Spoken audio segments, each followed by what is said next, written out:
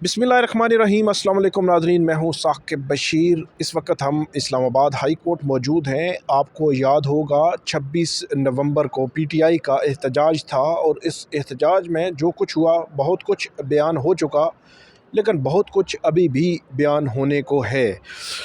आज का जो हमारा मौजू है वो है पीटीआई के जो वर्कर्स गिरफ़्तार हुए थे, उनमें से काफ़ी जो है वो रिहा भी हो चुके, लेकिन एक बड़ी तादाद है अभी भी जेलों में है। और हम सुन रहे हैं कि पीटीआई के जो खैबर पख्तूनख्वा के सदर हैं जुनैद अकबर, वो एक नए एहतजाज की तैयारी भी कर रहे हैं। तो वो पीटीआई के वर्कर्स किस हालत में हैं, इससे मुतल्लिक हमने बात करनी है। बीना शाहिद एडवोकेट हैं। आज पीटीआई के जो वर्कर्स हैं उनकी जानिब से Rawalpindi Lahore high court Rawalpindi bench में केस की समाअत थी और उसमें एक जो वर्कर हैं उनकी जानिब से पेश हुई थी Lahore high court Rawalpindi bench में। वहाँ एक गैर मामूली मंज़र जो है वो देखा गया कि जो ज़मानतें हैं उन ज़मानतों पे ऑर्डर जो हुआ वो वैसे अजीब ऑर्डर हुआ। चे जाए कि हाई कोर्ट ख़ुद जो फैसला करती, उस पर रिमांड बैक कर दिया गया। इसी तरह इस्लामाबाद हाई कोर्ट में भी कोई इस किस्म की सिचुएशन जो है वो हमें नज़र आ रही है, जहाँ पे जो बेलें हैं अभी पेंडिंग पड़ी हुई हैं। 26 नवंबर, 26 दिसंबर, 26 जनवरी और अब 26 फरवरी जो है वो आ रहा है, तो आगे रमज़ान भी आ रहा है, लेकिन ये ज़मानतें अभी तक नहीं हो सकी। इनकी तादाद भी आगे चलकर आपको बताते हैं। बहुत शुक्रिया आपका। एक तो ये बताइएगा कि आज क्या मंज़र था Lahore high court Rawalpindi bench में? आलमोस्ट अंदाज़न ज़मानतें कितनी लगी हुई थी और क्या ये सारे 26 नवंबर के ही पीटीआई के लोग हैं? जी, बहुत शुक्रिया साकिब साहब। आज जो है मैं आमिर सलार के केस में आर्ग्यूमेंट्स के लिए पोस्ट अरेस्ट बेल में जो आमिर सलार वही है जो इमरान खान साहब के साथ वो होता था लड़का, मेरे जहन में अब बाहर है, शायद अडयाला जेल में कई दफ़ा मुझे बोला। जी जी, ये वही अच्छा, हैं। अच्छा। खान साहब के मेरे ख्याल है सिक्योरिटी गार्ड हैं। अच्छा। तो आमिर सलार के केस में आज डीबी में लाहौर हाई कोर्ट पिंडी बेंच में मेरी आर्ग्यूमेंट्स के लिए फ़िक्स था, जिसको नोटिस हुए थे 23 ऑफ द जनवरी 2025।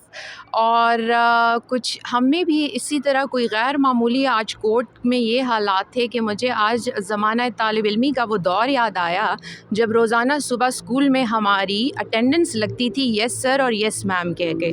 तो आज भी कुछ उसी तरह का एक मंज़र था, जिस पे सारी मैंने जब कोर्ट ने अपना माइंड इस तरह डिस्क्लोज़ किया कि जब मैं कोर्ट में गई और मैंने अपने रेफरेंसेस उससे पहले कोर्ट स्टाफ को देने की कोशिश की, तो मुझे ये बताया गया कि मैडम आप बताएं कि आप किस की तरफ से वकील हैं, कौन से केस में वकील हैं। तो मैंने बताया कि मैं आमिर सालार के केस में वकील हूँ। तो उन्होंने बताया कि ये कोई पीटीआई वाले तो नहीं हैं। तो मैंने फिर बताया कि जी बिल्कुल ये पीटीआई वाले ही हैं।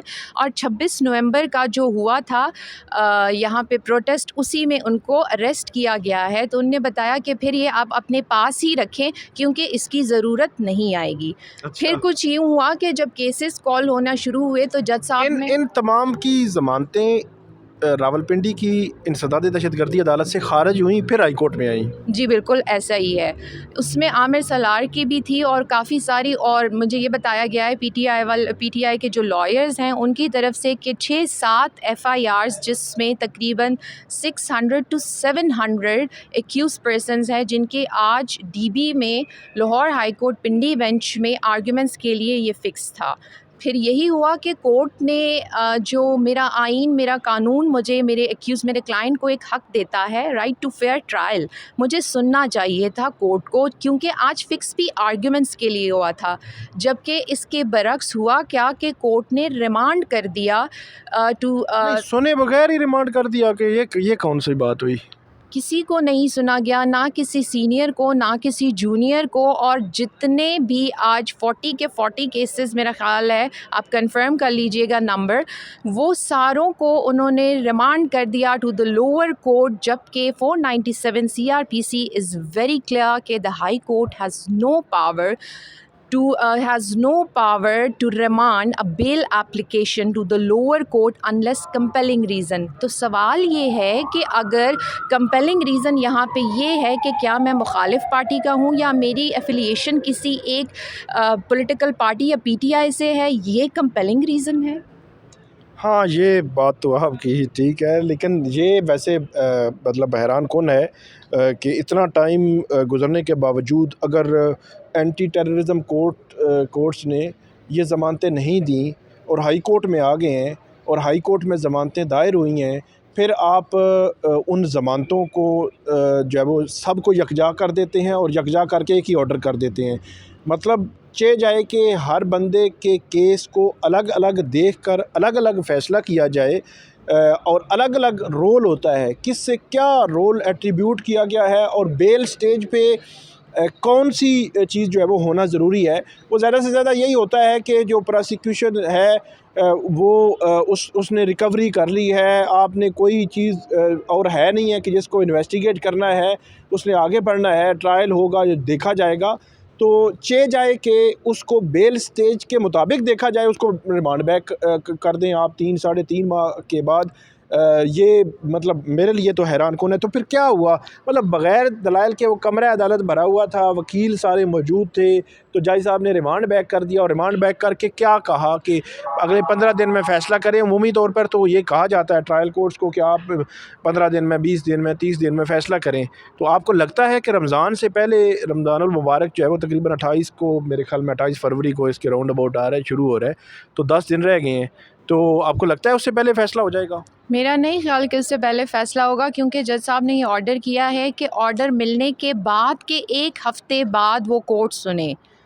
तो आपको ये मालूम है कि पहले तो ये जितने भी सारे जिनकी बेलें नीचे से ख़ारिज हुई थी, वो वहाँ पे ऑलरेडी उन जज साहब ने भी अपना माइंड डिस्क्लोज़ कर दिया है कि जैसे आपने बात की कि हर एक केस टू केस की नौइयत के किसका क्या रोल है, क्या एस्क्राइब है, उसका क्या था। एफ़आईआर एक है, उसमें हर एक जो डिफरेंट एक्यूज़ड हैं उसका क्या रोल है। इस तरह नहीं है कि ये आप, और दूसरा बेल मैटर्स हमेशा अर्जेंट मैटर होता है, उसको आपने अर्जेंटली सुनना होता है। ये एक किसी भी पाकिस्तानी शहरी, पूरी वर्ल्ड वाइड ये रिकग्नाइज़ एक राइट है तमाम लोगों का, ठीक है, it's a basic human right. उसके बाद already there are more than 90 days मेरा ख़्याल है, या उस ऑलमोस्ट 90 डेज़ हो चुके हैं कि आपने जेलें इन लोगों से भर दी हैं, और फिर आप कहते हैं कि हमारी जेलों में जगह नहीं है।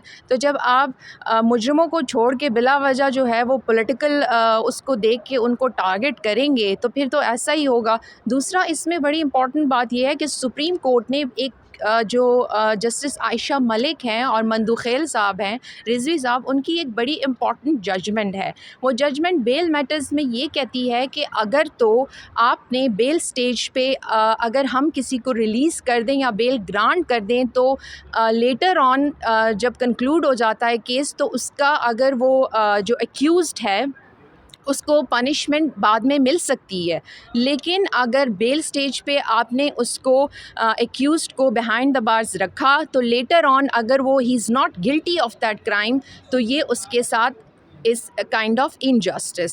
तो वो भी, लेकिन बहरहाल बात ये है कि कोर्ट ने तो हमें सुना ही नहीं है, तो अब इस पे क्या कह सकते ये हैं। एक बड़ा बुनियादी सा उसूल है और अदालतें इसको मद्देनज़र भी रखती हैं। और मेरा ये ख़्याल है कि लाहौर हाई कोर्ट पिंडी बेंच को चाहिए ये फ़ैसला जो है बेहतर होता कि वो ख़ुद सुन के फ़ैसला कर लेते, केस टू केस फ़ैसला कर लेते। और इसमें एक चीज़ जो इस्लामाबाद के हवाले से भी है, यहाँ पे भी तकरीबन 160 प्लस मुझे जो बताया गया है, यहाँ पे बेलें इस्लामाबाद हाई कोर्ट में पेंडिंग हैं उन PTI के वर्कर्स की। 26 नवंबर या उसके तनाजुर में जो मुकदमात इस्लामाबाद में दर्ज हुए थे, काफ़ी लोग रिहा भी हो गए। लेकिन यहाँ पे भी जो सिचुएशन है, जो एंटी टेररिज्म कोर्ट्स हैं यहाँ की, इस्लामाबाद की, उनमें भी हमने देखा कि उनमें भी जो उस तरह मतलब इन डेप्थ छानबीन मुझे नज़र नहीं आई कि आप जो है वो केस टू केस उसको जो है वो देख कर फ़ैसला करते होते रहे कि ठीक है 600 लोग हैं तो 600 में से 300 साढ़े 300 की ज़मानतें मंजूर और बाकी जो है वो चलें, उनकी ज़मानतें खारिज। इस तरह चीज़ें जो है वो चलती रही हैं। तो अब हाई कोर्ट्स इस्लामाबाद हो या रावलपिंडी हाई कोर्ट पिंडी बेंच हो, वहाँ की हाई कोर्ट्स को ये कम से कम केस टू केस देखें, फ़ैसला करें। चे जाए कि आप जो है वो, एक तो होता ये है कि ये चीज़ यकीनी तौर पर आप एग्री करेंगे, मतलब बल्कि बताइएगा कि ये जो ज़मानत की दरख्वास्तें दायर हुई थी पिंडी में, कि क्या एक ही दिन एक ही टाइम पे दायर हुई थी? मेरा नहीं ख्याल है कि ऐसा कुछ होगा। नहीं, मैं इसको कंफर्म आप कर लीजिएगा। मैंने अपनी 18 को की थी, 23rd को इट वाज़ नोटिस, पार्टी को नोटिस हुए थे, और आज पूरा तकरीबन ऑलमोस्ट 1 महीने बाद जो है वो आर्ग्यूमेंट्स के लिए फ़िक्स हुई थी। आज 1 महीने बाद जो है वो आर्गूमेंट्स के लिए फ़िक्स हुए और मुख्तलिफ़ औकात में ये ज़मानत की दरख्वास्तें यहाँ पे भी हम देखते हैं, वहाँ पे भी कि ये दायर होती हैं और उसके बाद फिर जो है वो इनको क्लब किया जाता है और क्लब करके सुना जाता है। और क्लब करके सुनने का मकसद ये होता है कि क्योंकि इसके पीछे वजह एक ही है, वकूआ एक है कि तकरीबन सिमिलर नेचर के इल्ज़ामात हैं, तो उनको क्लब करने का फिर मकसद ख़त्म हो गया ना कि जब आप क्लब करके जी रिमांड बैक कर दें, तो फिर बजाय इसके कि क्लब करके रिमांड बैक करना है तो पहले समाअत पे ही आप रिमांड बैक कर दें, फ़ाइल देख के रिमांड बैक हो जाना चाहिए। तो बहरहाल ये अभी तक भी पीटीआई के वर्कर्स रावलपिंडी में भी जो अटक की जेल में भी हैं या जेलम हैं या अडयाला जेल में हैं और इस्लामाबाद के लोग भी मौजूद हैं। एक मिसाल कल मुझे कॉल आई थी कोई अननोन नंबर से, तो उन्होंने मेरे कुछ जानने वाले उन्होंने कहा कि उन्होंने नंबर दिया है, तो उन्होंने कहा, उन्होंने नाम एक भेजा मुझे कि ये सवाबी से हैं, पीटीआई के वर्कर हैं, 26 नवंबर को ये गिरफ़्तार हुए थे। कोई हसन अब्दाल का मुकदमा है एटीए का, और उस मुकदमे में वो कहाँ पे हैं, किस तरह हैं, घर वालों को कुछ पता ही नहीं है। तो वो कह रहे हैं हमें पता करके दें कि वो अडयाला जेल में है, उनकी ज़मानत किस स्टेज पर है। और उसमें एक चीज़ उन्होंने और भी बयान की कि असद कैसर साहब जो है उस हल्के से हैं, तो उन्होंने भी उन फैमिली से कभी कोई रब्ता नहीं किया, कोशिश नहीं की कि उनको बताया जाए, पूछा जाए कि वो जो उनकी वो अडयाला जेल में है तो उनकी ज़मानत जो है वो किस स्टेज पे है, या ज़मानत के लिए कोई पैरवी भी कर रहा है या नहीं कर रहा। वो मुझे कल उन्होंने एफ़आईआर भी भेजी और कल की मैंने यहाँ इस्लामाबाद के जो पीटीआई के लोग हैं उनको वो फॉरवर्ड की कि ये बताएं चेक करके, तो अभी तक खैर से बताया भी नहीं गया कि वो कहाँ पे है। तो ये एक अजीब सी बहरहाल सिचुएशन है। एक और चीज़ मैं यहाँ पे ऐड करूँगा कि 26 नवंबर एहतजाज की अगर हम बात करें तो 26 नवंबर एहतजाज पे आप जहन में रखें कि पीटीआई के 1000+ जो है वो लोग गिरफ़्तार हुए इस्लामाबाद रावलपिंडी से, बल्कि 1500 से भी ज़ायद। तो बहुत सारे जो है वो रिहा भी हुए, उनकी ज़मानतें हुई, कुछ की ज़मानतें अभी होना बाकी हैं। लेकिन पीटीआई के जो लीडरशिप है ना, उनमें से कोई ना गिरफ़्तार हुआ ना उनका कोई मामला हुआ, सब जो है वो बेल बिफोर अरेस्ट पे हैं सारे, जो उन्होंने अबूरी ज़मानतें करवा ली थी। अल्टीमेटली जो वर्कर है उसको भुगतना पड़ता है। तो जो क़यादत होती है किसी भी पार्टी की, उसका फिर हक़ बनता है कि वो उस वर्कर के पीछे जाए कि अच्छी बात है। पीटीआई जो है वो बतौर सियासी जमात, उन्होंने दोबारा से वो कोशिश कर रहे हैं, या जुनैद अकबर साहब कहते हैं कि वो कोई इस किस्म की मूवमेंट शुरू करेंगे या एहतजाजी तहरीक या इस किस्म की। लेकिन जो पहले एहतजाज में लोग सफ़र किया, जिन्होंने मुतासरा हुए, उन लोगों के मेरे ख़्याल में उन तक पहुंचना या उनको रिहा करवाने के हवाले से कुछ ऐसी प्लानिंग जो है वो होना ज़रूरी है। आप क्या कहते हैं इस पे? जी, मैं इससे बिल्कुल 100% मैं आपसे एग्री करती हूँ। और जब मैं ये आर्ग्यू कर रही थी सलार साहब की बेल, तो लोअर जो एटीसी है उनमें जज साहब को मैंने बताया कि इस कोर्ट से ये तासुर नहीं जाना चाहिए कि यहाँ पे अमीर और गरीब का जो कानून है वो अलग अलग है। एक एहतजाज में जो इतना सैकड़ों बंदा जेल में है, उसी एहतजाज में जो आपके बहुत सारी लीडरशिप है वो बाहर है, और सैकड़ों लोग जेलों में बैठे हुए सड़ रहे हैं। और इतना अभी तक मतलब देर मोर देन 3 महीनों से ज़्यादा हो गया है कि वो लोग जेलों में हैं। कोई एक कोर्ट से दूसरी कोर्ट में, आप देख रहे हैं आज के केस में देख लें रिमांड बैक हो रहा है, फौजदारी के केस में, अर्जेंट मैटर्स में। इसको आपको हाईलाइट करना चाहिए और आपको देखना चाहिए, क्योंकि आप लोगों को वर्कर, ये तो एज सच आप अपने वर्कर को पनिशमेंट करने वाली ही बात है। बहुत शुक्रिया, बड़ी तफसील के साथ हमें बताया कि आज रावलपिंडी जो Lahore high court Rawalpindi bench में कमरा अदालत में क्या हुआ और वहाँ पे क्या ऑर्डर आया है।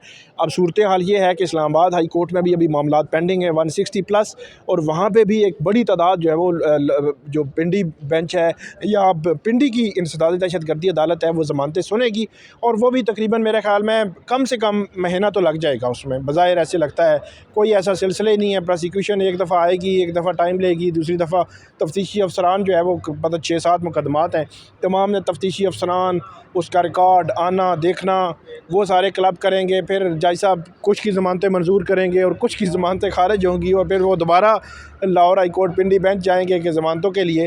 हालांकि 3 माह हो गए हैं, ट्रायल आपने करना है, ट्रायल करके जिसका जो जुर्म बनता है उसको सज़ा मिलनी चाहिए। लेकिन ये है कि 3 माह काफ़ी होते हैं इनिशली इस किस्म की जो पॉलिटिकल एक्टिविटीज़ हैं जिसमें आपने वर्कर्स को गिरफ़्तार किया है, उठाया है या जेलों में रखा हुआ है। अब देखना ये है कि इस्लामाबाद हाई कोर्ट या लाहौर हाई कोर्ट जो रावलपिंडी की इंसदाद दहशतगर्दी अदालत है, PTI के इन वर्कर्स की ज़मानतें कब तक जो है वो उन पर फ़ैसला करती है, क्योंकि अभी तक ये भी नहीं पता कि फ़ैसला उनके हक़ में आएगा या उनके जो है वो ख़िलाफ़ आएगा। तो आपको हम अपडेट करते रहेंगे, हमें फ़ीडबैक दीजिएगा। अल्लाह हाफ़िज़।